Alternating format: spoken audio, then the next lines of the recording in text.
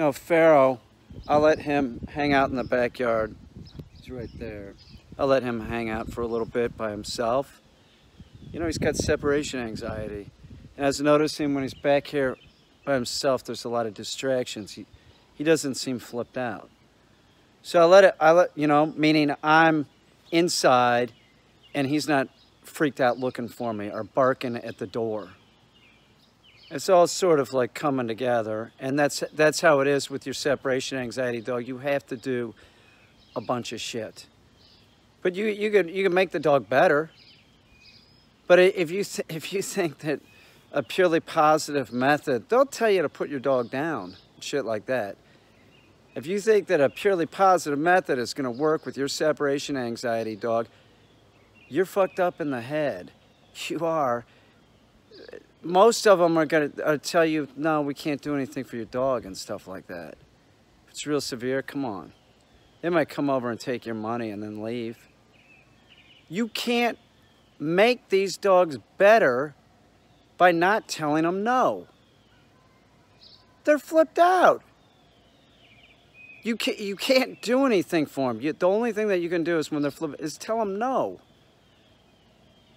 I'm not saying that the whole time. There is a passiveness to this type of training with the separation anxiety. You know, there is. Like I'll have them in the crate and I'll be walking around. I have, and you should too if you have a separation anxiety dog. Get it in the crate when you're home. Everybody should have their dog in the crate when they're home sometimes. I'm not saying all the time, but the young dog probably more. Your dog should have a crate for the rest of its life. It should always be up. Might be a 10-year-old dog. You might look over and it's in the crate. But you have to tell the dog no. And the passive stuff, you have to do that too.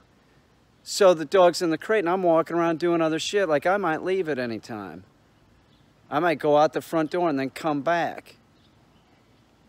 I ignore the dog.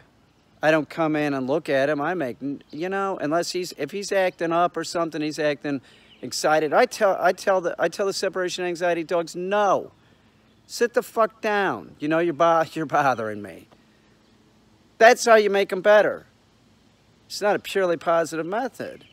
I'm not saying I'm mean. I love the fucking little freak. I love dogs. But you're not going to get your separation anxiety dog better by calling a purely positive dog trainer because your dog has this. Do you understand? It's not gonna, you have to start telling your dog no, and everybody should be telling their dog no anyway. And anybody that's selling you this garbage that, you know, you can train your dog with a purely positive method. You know, those people, they have a lot of times size restrictions on dogs. They won't work with any type of aggression. It's fucked up. They won't work with any type. Aggression is the most common behavioral problem with dogs. Aggression. Don't waste your time. I mean, does this make sense? Your dog has issues. You know, it's in the crate, acting like a blithering idiot. And if you're using a positive method, it's just going to stay like that. You have to start telling the dog no. The separation anxiety dogs can all be helped. I don't really find putting it on Prozac, that is not getting the dog better. It sort of, you know what that does? It just takes a little bit of the edge off. That's not training. Your dog isn't like you. To be giving the dog serotonin reuptake inhibitors is nonsense. Its brain is not like, that's human medication being prescribed off-label. And the vets, this is the truth, the vets, they don't know anything about behavior anyway. They don't really know anything about training. They went to med school, okay? And they want to do something for their client, so that's what they do. They prescribe that, but that is not going to help. It isn't. He was on this shit, the baby man.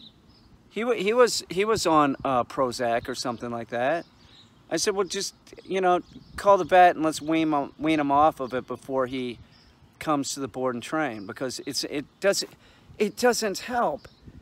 I'm telling you, it doesn't help. What helps is for the owner To do a board and train, this is the best way to do it. You got a separation anxiety dog. Let somebody deal with it. Get the dog in check.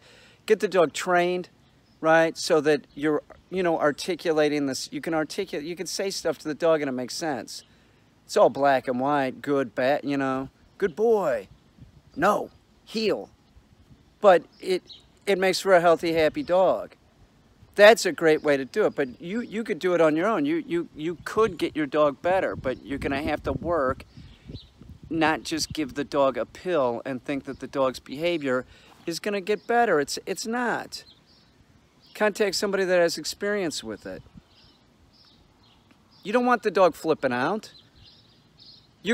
People kill their dogs with kindness, and that's what the separation anxiety dog, it's all about. It's like it's overly loving people that, do you understand? Like there's like this emotional decision made about the dog. Like, oh, the dog's freaked out, I better console it. No, it'll be okay. And that makes it worse. You should concentrate on the dog's behavior. Look, the dog's behavior is shit. It's, frothing at the mouth in the kennel, the cage. Do you understand? It's acting way too excited. No, but if you just start doing this to your separation anxiety dog, correcting it and shit, it's not going to know what you're saying. That's why training is so important with the separation anxiety dog. You want to train the dog in all the commands, and while the dog is becoming compliant and understanding that they have to listen to you, you also get no conditioned in. Then you can start telling the dog, no, well, I do this for a living. I started telling him to knock it off. I took him home. I saw what it was like. I did. And we had a little setback when we went to Brooklyn, too, because the bark collar wasn't working. And I saw it again. Yeah, you have to consider stuff like this. You have a separation anxiety dog, to not consider using a bark collar is cruel. That's the way I see it. Like, you got to be kidding me. There's a product out there, many different products, that will get the dog quiet and calm, like Pharaoh, totally chill. So the chillest dog, it is. But if you don't have the bark collar on, he might go back into that separation anxiety. Consistency pays off, and over time, they get much better. But not to consider an e-collar and a bark collar, like, you think that that's cruel? I think what's cruel is having the separation anxiety dog and not, like Pharaoh's owner, man, she started like looking, like, let's do something here, Smart. Bella's mom, smart. Get the dog, get the professional to work with the separation anxiety dog, and, the dog goes back into the house, and the dog is so much better. It's so much easier for no medication. Medication, that's really not a solution. It's not curing the dog, I'll tell you that. It doesn't. It just takes the edge off. Pharaoh wants a motorcycle. I could see him on a Harley. Look at Pharaoh. What a guy. It's Mr. Mellow. Heel. Pharaoh, sit. Pretty awesome, dude. You're awesome.